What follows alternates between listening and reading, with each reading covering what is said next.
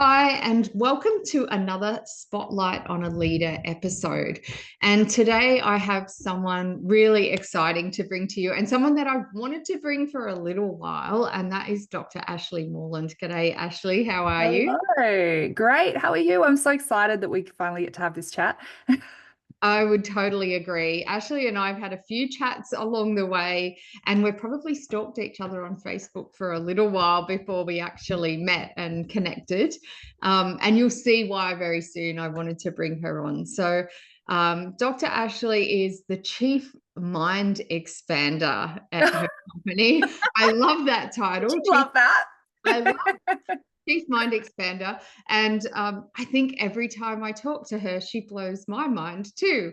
And from everything from how our neurology works, how our mind interprets things, how we handle stress, how we form relationships, and for many of you who are leaders in workplaces, how we deal with other dear little humans, as well as what's going on in our own mind and body. This is the woman to help us with that. I know I've had lots of conversations with Dr. Ashleigh before about trauma and the way trauma is stored in the body and the brain and how that shows up. For many of you, we've often worked on and talked about things like the identity iceberg and how much of our identity is formed in those early years as children, and then how that might influence how we are at work. There's a whole range of things that we could cover today. And that's why I say, please feel free to chat in the chat box and tell us if you have questions. But Dr. Ashleigh, you didn't start out where you are now as the Chief Mind Expander. No. Where did you begin? Can you just tell us what brought on? Because I know this isn't a job for you. This is a calling and a passion. Yeah. So how did your life kind of pull you into the place you're in now? It's such a powerful question. It's one that I never really know where to start because I've done 10 years of uni. I did a PhD in neuroplasticity. And then beyond that, I've done all this practitioner training in psychotherapy modalities and all this stuff. And I think traditionally, we can fall into the trap of kind of getting stuck in the training aspect, the formal aspect. But honestly, my training started in being born into a household with a father who was an alcoholic, abusive parents, parents who were so disjointed, really volatile home life, and a lot of intergenerational trauma. And knowing what I know now, looking back, I kind of see that as the most valuable training ground that I could have ever had. I learned more out of that and through my healing journey of my own past experience than what I ever learned from a textbook or a course or anything else. So it's a bit of an odd one. And I think that's why it does feel so impactful and purposeful for me, because my life was a living hell. I was a customer of the mental health system for 20 years, longer than 20 years. I'd done all types of therapy imaginable, all the meds, all the things. And I just got to a point where I was like, I can't do this anymore. Mm. And that sort of breaking point was the thing that said, okay, this actually isn't an option. So that's when, kind of, rather than outsourcing and abdicating responsibility to all the professionals, I went, okay, time to take this into my own hands and become a leader of my own health and future. So Absolutely. And I think, and thank you for sharing so openly, straight up. And I think everyone will be starting to see why I love chatting to you, because you are raw and real, and you speak the truth, right? In that so many of us are going to work as our 7-year-old self inside an adult clothing and body, and just trying to manage through the world, sometimes unconsciously, without even realizing that some of those things are there. I mean, you sound like you had a very traumatic childhood of which you're aware. yeah, And I know for myself, there was challenges in a marriage. I had some abuse myself as a child, and a lot of that then shows up in how you become a leader. yeah, And it can go all sorts of ways. I know for me in the beginning, I probably mothered some of my employees and was trying to be nice to everyone all the time, because it was how I'd coped with aggression or yeah, abuse in the past, was that I learned to just be super nice and super helpful, and that helped you work. yeah. And And it's literally your survival mechanism. It's how you learned to survive in your early life. Absolutely.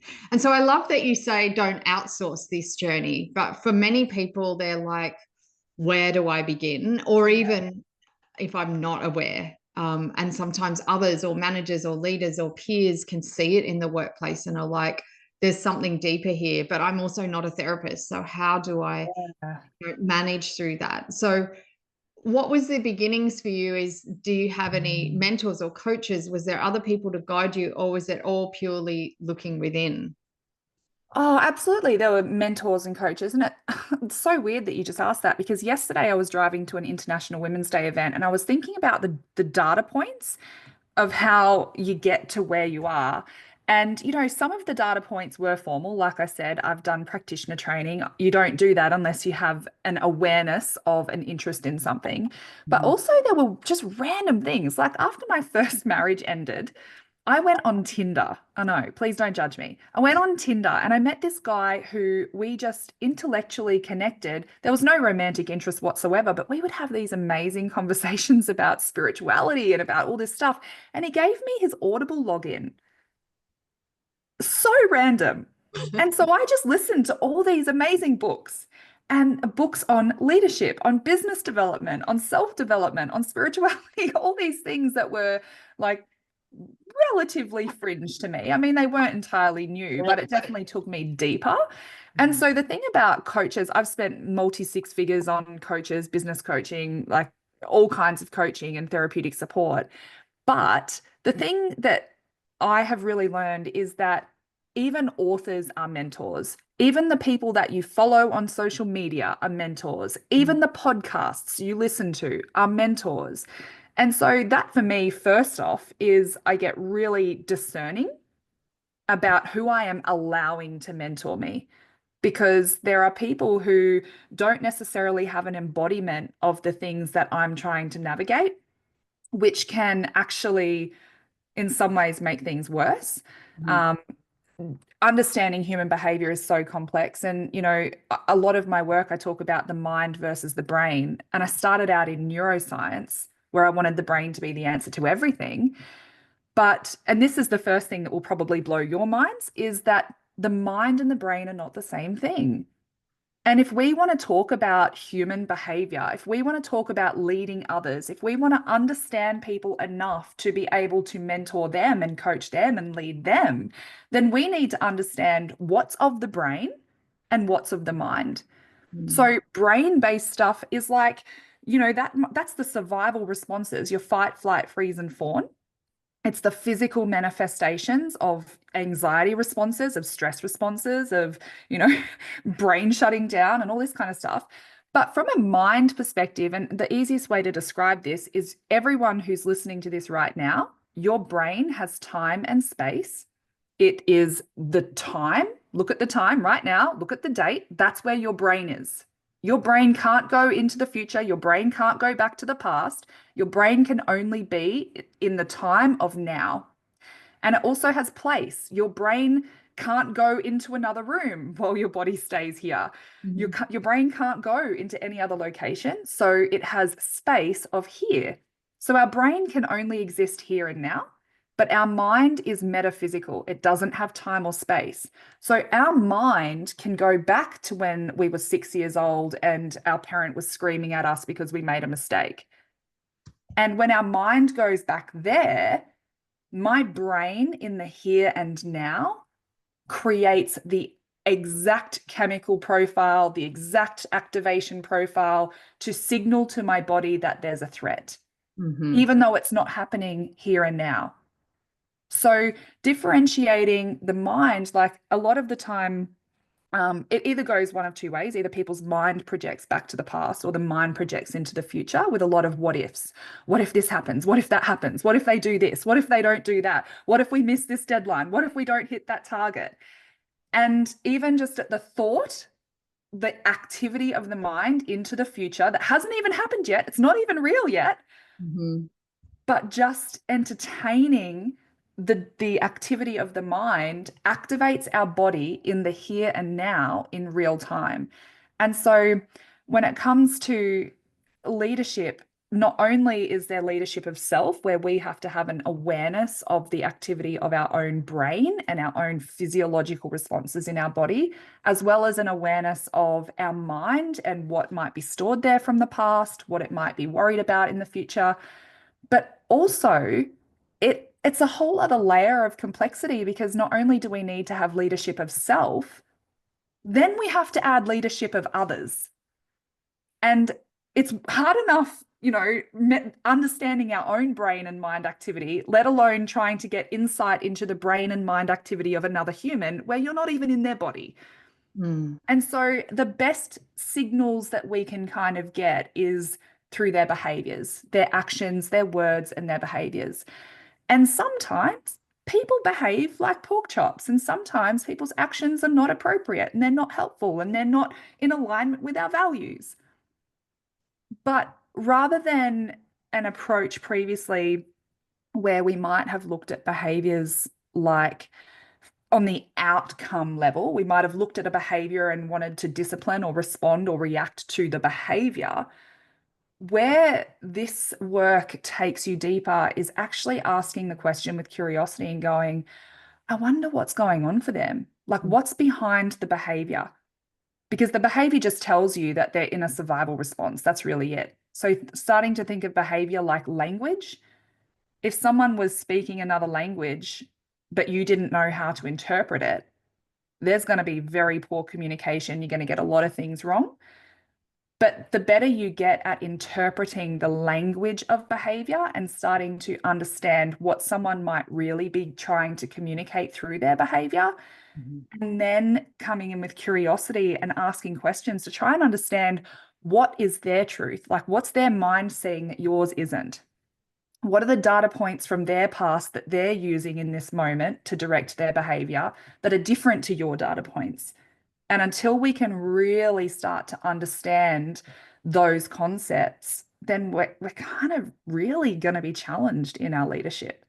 That was really off topic in the coaches and mentors, but it's relevant in the sense that that's where I went with my reading, with my podcast listening, and just discerning the embodiment of people's understanding of that stuff. Because if they don't understand it, then it's not going to be necessarily the most helpful thing.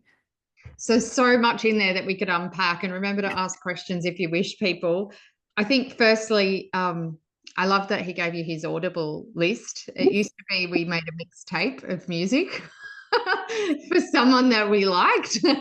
Now we share Audible books. That's fantastic. And only this week I was running one of my leadership coaching groups, and we were talking about that famous Jim Rohn statement that you are the sum total of the 5 people you spend the most time around.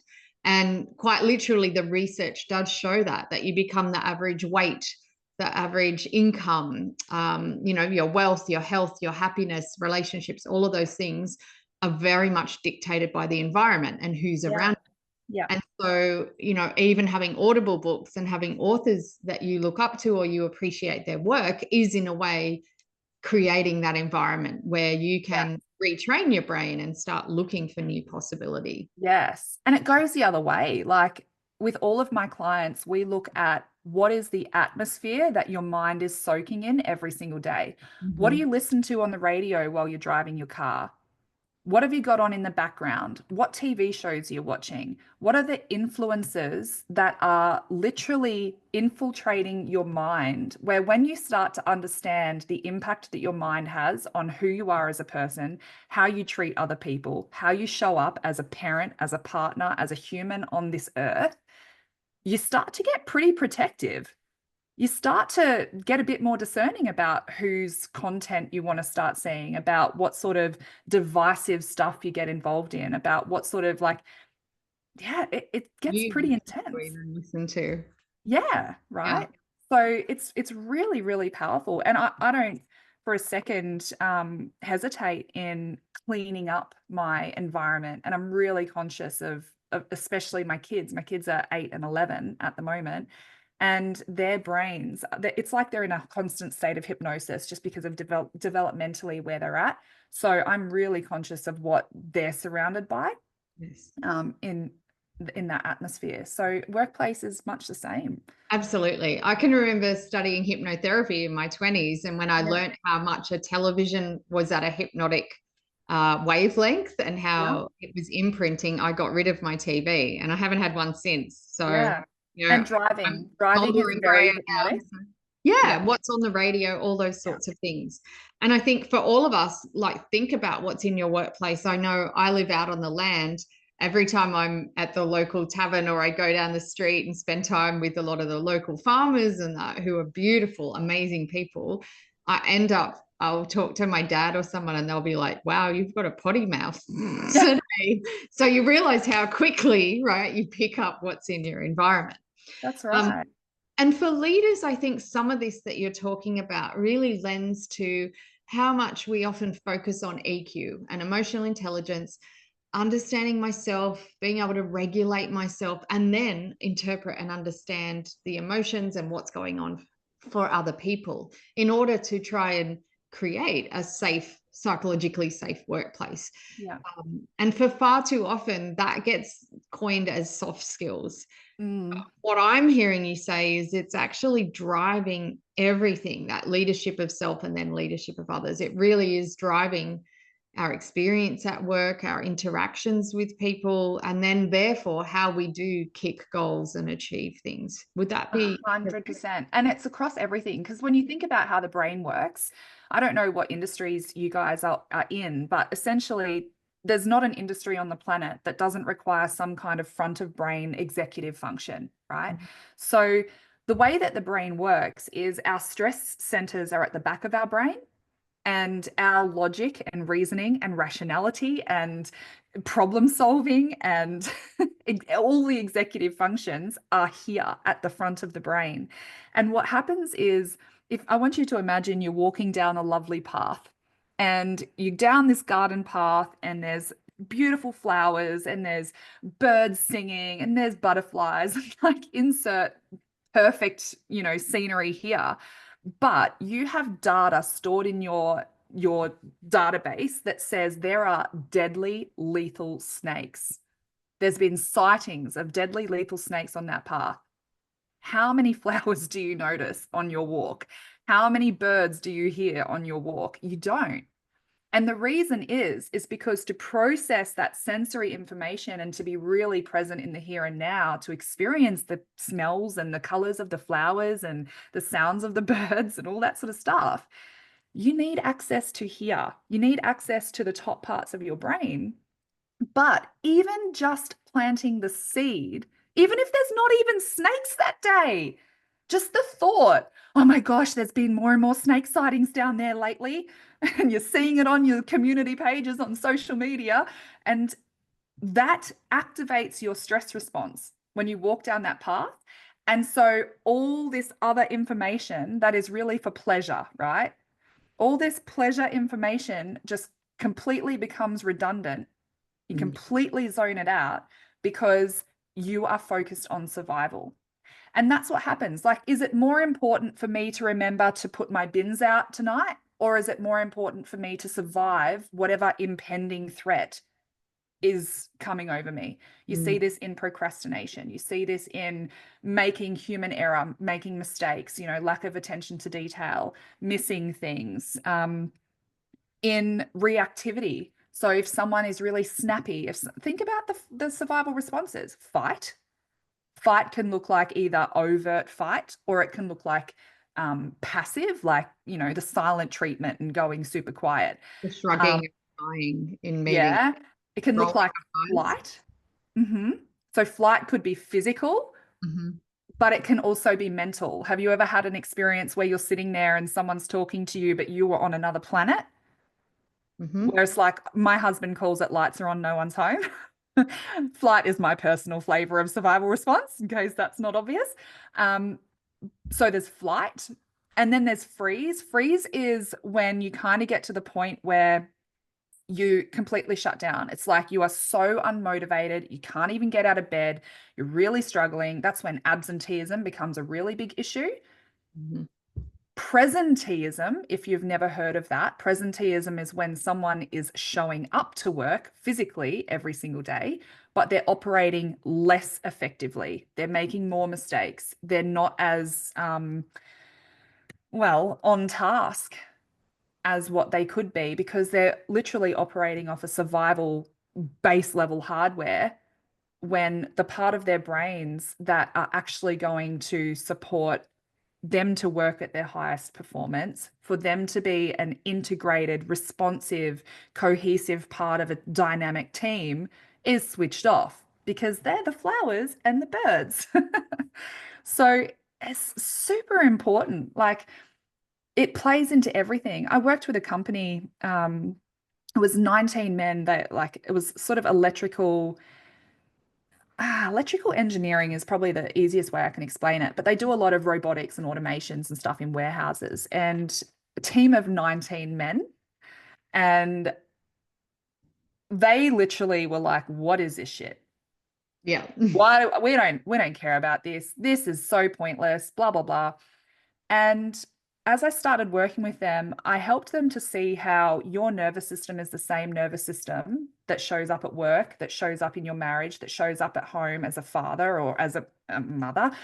Um, and if they gave me the time of day, I could help them to improve their nervous system, which actually rippled into every aspect of their life. And that's when they kind of gave me their attention. Fast forward 18 months, they doubled their profits. This sounds weird. You're like, but you didn't even do anything. Okay, but here's what we did. What was the flow-on effect? The flow-on effect was that people were more engaged in their work. We implemented some changes that actually supported people's nervous systems to thrive instead of survive. But also, people felt more confident to have conversations with people. So, guess what? Now they're conversing with clients instead of just sitting there in their completely zoned out space cadet, just get the job done and get out of here kind of way. They were no longer afraid to have conversations. They were no longer afraid to build relationships. They were actually cohesive and supporting each other.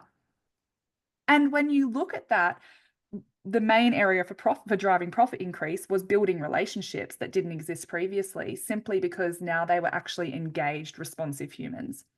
Absolutely. I think all of the research plays out, and all my experience in workplace cultures as well shows that the more self-actualized, which is a big term, but actually means the more someone's done the work and looked at themselves Yeah. and is then able to regulate, the more they have stronger relationships, a bigger achievement focus, and a more of a coaching approach in the workplace. Yeah. And what that leads to is the most sustainable companies that get the highest profits for the longest period of time. That's Because there right. are other cultures where they might be more aggressive and those sorts of things, competitive. What they do is they tend to burn people and fry their nervous system. So they might achieve results in the short term, but long term, they end up finding churn in their staff, or people are burnt out. And then that's when you're saying they get snappy and crappy at Yeah. each other. Yeah. And I'm guessing most of you can relate to some of these. Maybe you've got someone who's a bit passive aggressive on a team. Have you got someone that loses their cool and throws a tool across the workshop maybe sometimes?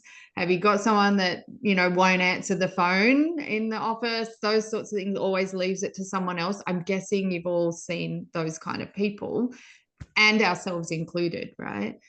And I think sometimes we see it where we think that staff member's reaction to something was over the top. And we're like, that was minor. Why are they reacting in this big way? And it's what you're saying is it's triggered a gestalt, or pulled on the history in the body and the brain rather than the mind, and brought that back to the now.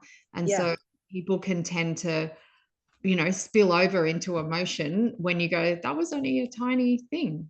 Yeah, 100%. And one of the most impactful things, my husband actually led me in a really powerful way one time where we had just moved into this house. So upstairs is the whole, and then downstairs we've got a basement. We've got another large room that I plan to run workshops and stuff out of. And when we moved in here, we just put all our boxes in that room downstairs so that we could feel like we had our crap together and we could enjoy our home.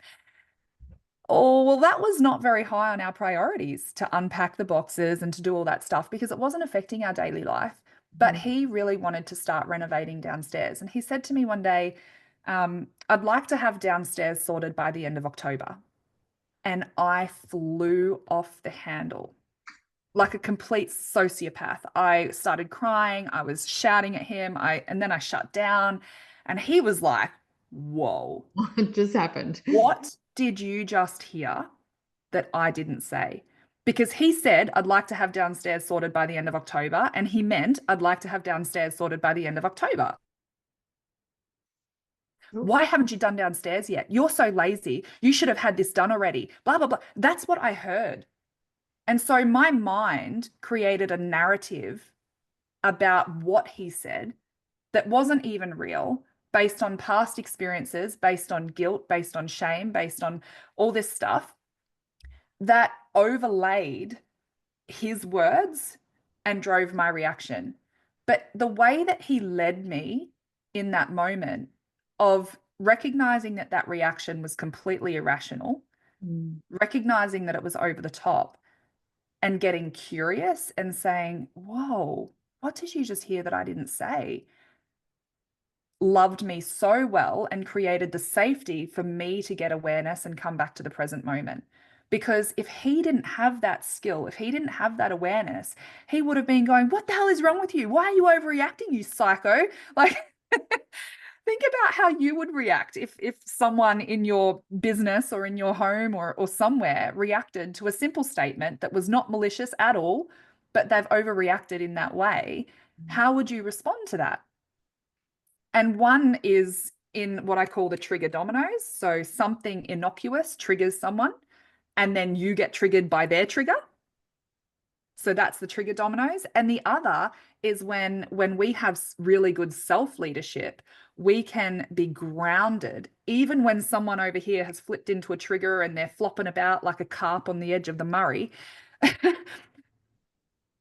You can hold them and you can recognize that they're right now, for something that isn't even real, their nervous system has detected a threat. There is something that they feel is so threatening they need to protect and defend themselves over. Yeah. And it's your job to hold space and be curious and bring them back to safety with curiosity rather than attacking and defending back. Mm-hmm. And that's really powerful. So that's one major thing in terms of that perception that I think is really valuable. And I think a lot of conversations I've had with leaders just in the last week has been around the importance of knowing your staff. I've been talking to people about intergenerational differences, and I had a baby boomer manager who was upset with Gen Z's texting him and saying, not coming in. Yeah. And thinking that was acceptable, right? And then that their communication was different and those sorts of things. And then when they'd addressed it or tried to, there'd been a reaction. And so some of it is also knowing our staff. It's not saying mother them like I fell into earlier in my career. It's not saying allow poor behavior, but it is understand your people. Yeah. Because you usually will see patterns of, oh, Eric starts to get red-faced and angry. You can see him bottling it up when these things happen. Yeah. And so then you're able to work with them and give them space or time out or support them through that. Yeah, 100%. I gave an example just in a session I ran yesterday where it's like, imagine if someone was 5 minutes late every single day, 5 minutes late, 5 minutes late, 5 minutes late, 5 minutes late. And the more you don't say something, what happens? Resentment builds. You get more and more frustrated. You build like this toxic feeling in your body towards them. And it just takes that one time where maybe you had less sleep last night, maybe you're hungry and didn't have breakfast this morning, like whatever the trigger is, that one time pushes you over the edge and you lose it. That inaction, that unwillingness to have the conversation and to bring it up in a way when you're grounded, when you have your whole brain present for the conversation, not your survival, angry, frustrated brain at the back here, the outcome of that conversation is going to be completely different, because the way that you show up is going to be something like, hey, I've noticed that you're consistently showing up at 9:05 when our workday starts at 9. Help me to understand what might be going on for you. Like, how can we support you to get here so that we can be starting our work by 9 a.m.? And then you might learn maybe they only have one car and their husband works night shift. And when he gets home, then you swap the car over and then you get in. And that's the problem. So then you can collaboratively work on a solution. And if there's no solution that is appropriate, well, then you then have the open floor for conversations about where to from here. Like, what's the next logical step kind of conversations. So it's knowing your people, understanding. Another really big one is that we hear the same word, like respect is a really common one. You Mhm. might hear the word respect, but if I asked every single person here to write what respect looks, feels, and sounds like to you, you're going to have a different answer. Mm.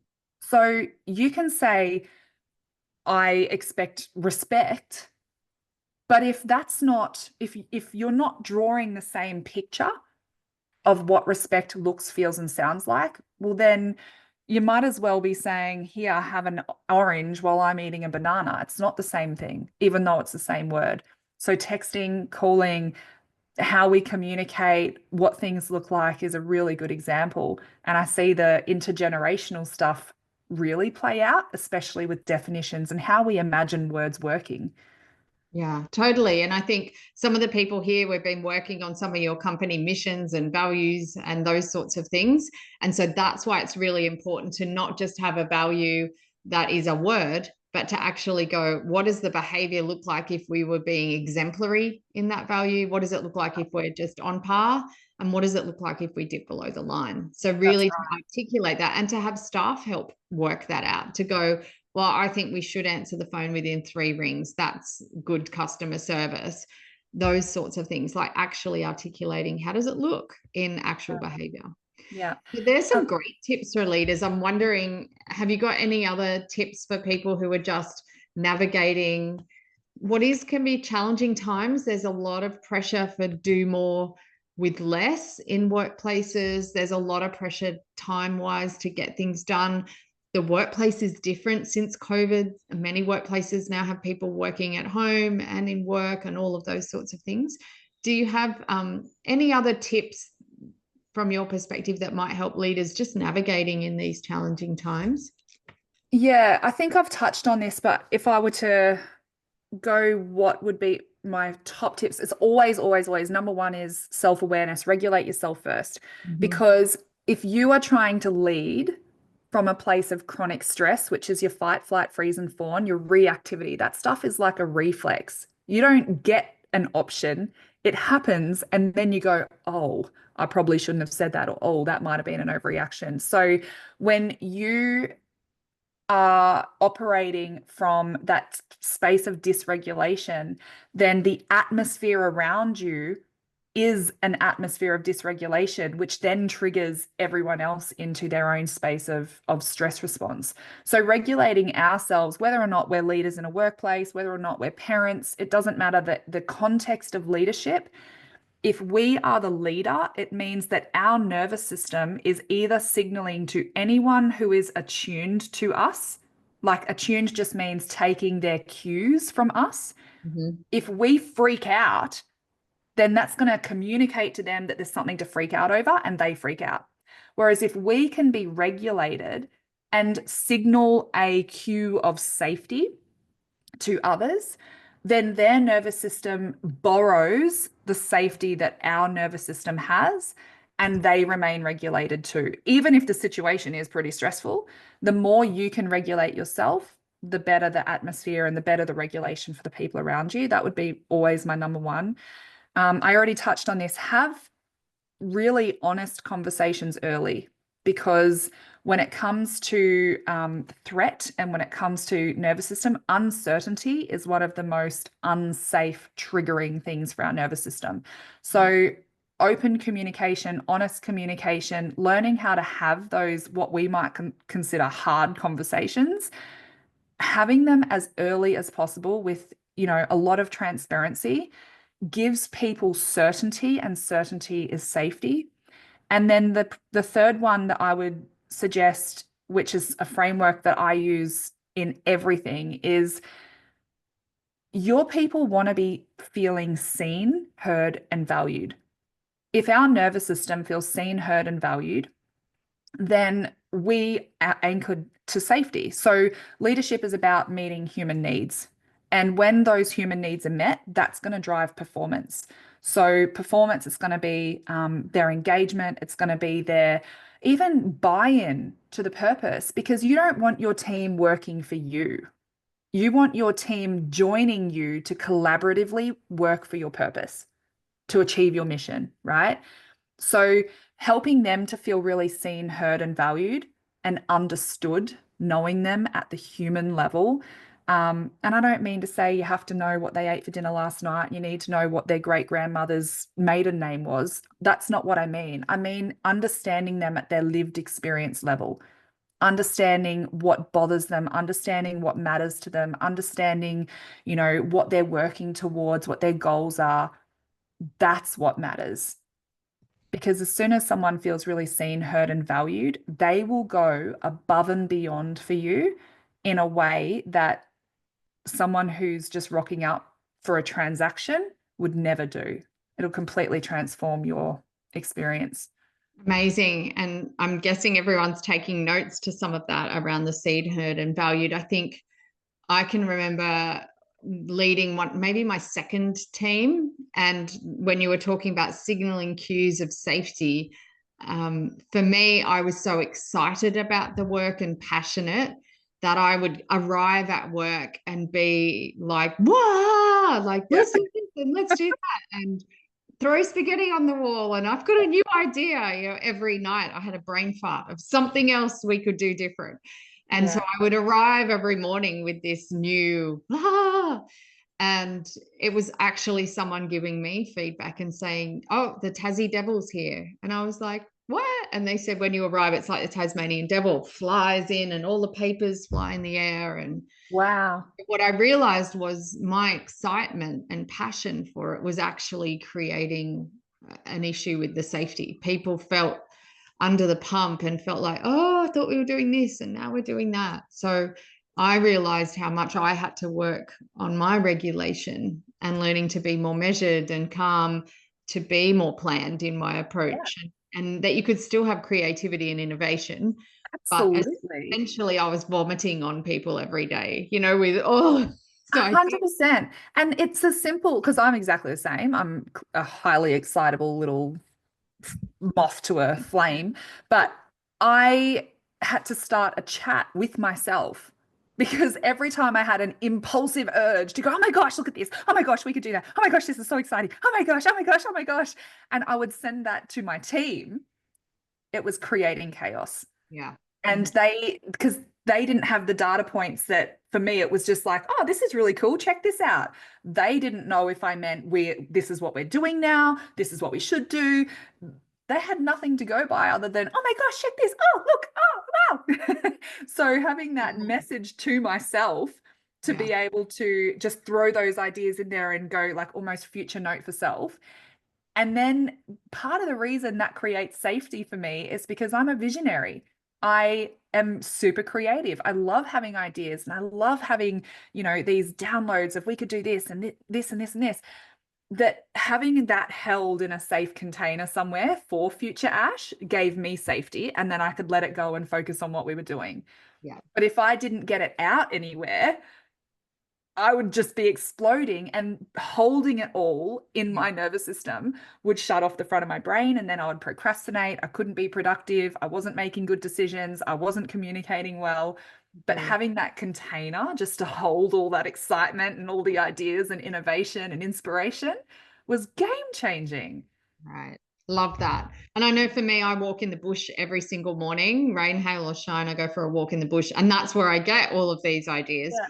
So I either send myself a note in my phone, or I actually voicemail message myself instead. So rather than the team, and then I can filter that later. And usually the 10 ideas I've had, there's only one that probably I'll do anything with, but I send myself messages. So hopefully that's giving some of you as leaders ideas for how you can regulate and how you can manage that. I guess to wrap up before we open to questions with everyone, Ash,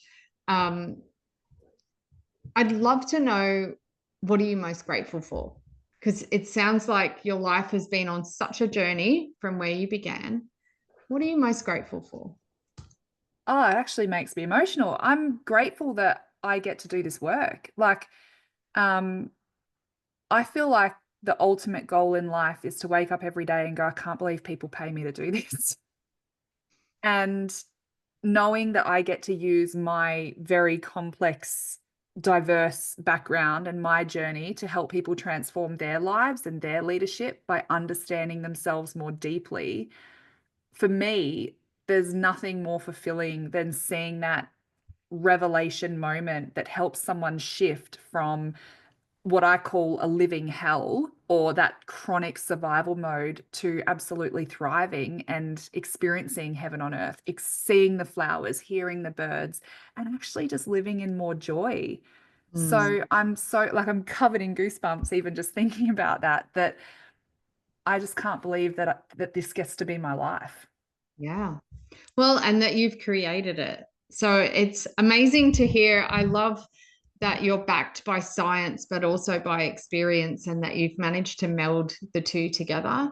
Yeah. And I want to thank you so much for your contribution today. And one last question is, what did I not ask you, but you wish I had? Oh, what's been my biggest lesson? Okay, tell me about that. I think my biggest lesson has been around resilience. I used to have a belief system that resilience was about grit and it was about pushing through and it was about working harder and it was about like that kind of stuff. And I think in leadership, not only if that's your belief system, are you modeling that and setting that as the standard for your team, but equally, the buck stops with you. And I experienced burnout, really severe burnout, several years ago. And I really had to start looking at my belief systems around that. And I have tattooed on my foot, I have got honest, reliable, trustworthy. And what I realized is that I lived up to those values to such a high standard, but often at the expense of myself. And so my definition around resilience really changed. That resilience, I look at it from a nervous system perspective, that resilience requires my nervous system to move into and out of periods of stress and periods of rest. So my biggest lesson has been learning how to balance for sustainability, like in order for us to have longevity and sustainability and ongoing joy and fulfillment in our work, that resilience isn't about constantly pushing through, constantly grinding, constantly working hard. It's about knowing when to rest and digest, knowing when to cycle through work and recovery. And I actually have a big background in sports science, and the performance gains that athletes see are actually following recovery, not from the push of training. So it's got to be the cycle of both. And that's probably been the biggest lesson. And I'm still learning that lesson. Absolutely. I love that so much, and I hope everyone's listening and thinking about what's the cadence in your workplace. Do we expect everyone to be switched on 365 days a year? Do we allow things like compressed hours, shorter weeks? Do we have people taking their leave, or have we got people who have got leave banked up like crazy? What's the push of the day? Do we even allow people to have their circadian rhythm and have their lunch break and literally have one and not just sit more and work Yeah. more at the desk? As someone who's gone through burnout myself and had adrenal fatigue, I completely agree with that. And at the time when I was right before burnout, I still would have told you I was okay, Yeah. because the push, right, had become the way of life. And so that recalibration, that rest and digest, and learning to work with our nervous system, and even learn what works best for you, knowing, am I better with meetings in the morning or in the afternoon? Do I know that I need a rest at this time, or a break from maybe stimulation of being around other people? Maybe I need a quiet space for an hour. Those sorts of things are so valuable for us and for all of the beautiful humans that we get to lead and work with. Yeah, absolutely. And when you model that, that's what's going to create the influence for others to follow suit. Absolutely. And Yeah. I'll just say, for those, I know there are some people on the call that are from the Newcastle region. I used to love that the executive or CEO of NBN Television, when that was, a big business and everything, he used to go every day, from where their offices were at Mosbury Crescent. He'd run up over the hill to the beach, have a swim, and come back in his lunch hour. And if you had meetings with him in the afternoon, he was on fire and switched on. He was fresh like it was a new day. And he was religious about, do not set any meetings or things for me during my lunch hour, because that's when he would go and reset and go to the ocean. So so valuable for us to value ourselves and our own nervous system, and to become more intimate with it and understand and see, oh, how am I feeling right now? Yeah, absolutely. Yeah, our dear body and dear brain are far more intelligent than we are. That's right. Thank you so much. It's been a Pleasure. pleasure, and I know people will want to dive in more. So, can you tell us how people can find you and the amazing work that you do at Remind? Yeah, so we are at remind.institute on any socials. Our website is remind with a hyphen, so re-mind.institute. But we also have something that I feel really strongly about is I was a uni lecturer for 12 years. And so information I know can be quite transformational. And a lot of this stuff is just never taught. It's not taught in your courses. It's not taught anywhere. So I have some email series that go into the most common issues that I see across the board in leadership, in clients, not only in Australia, but also globally. And they're all answered in the email series. So that's just re-mind.institute/emails, and you can get those. And it's not just like a, little fluffy email. There's stuff in there that if you actually execute it, it will make a difference in your life. So I absolutely encourage you to check that out. And my hope is that it makes a difference for you. Amazing. So there's a great resource for you all there. I hope you all download it and absorb the info. And I don't bring people on unless I've checked them out fully and know they're kosher and really practice what they preach. And that's what I love about you, Dr. Ashleigh, is that you practice what you preach. You also show up authentically. And we so appreciate you sharing from the heart today. Thank you. Thanks for showing up, guys, as well. It's really awesome. Thank you.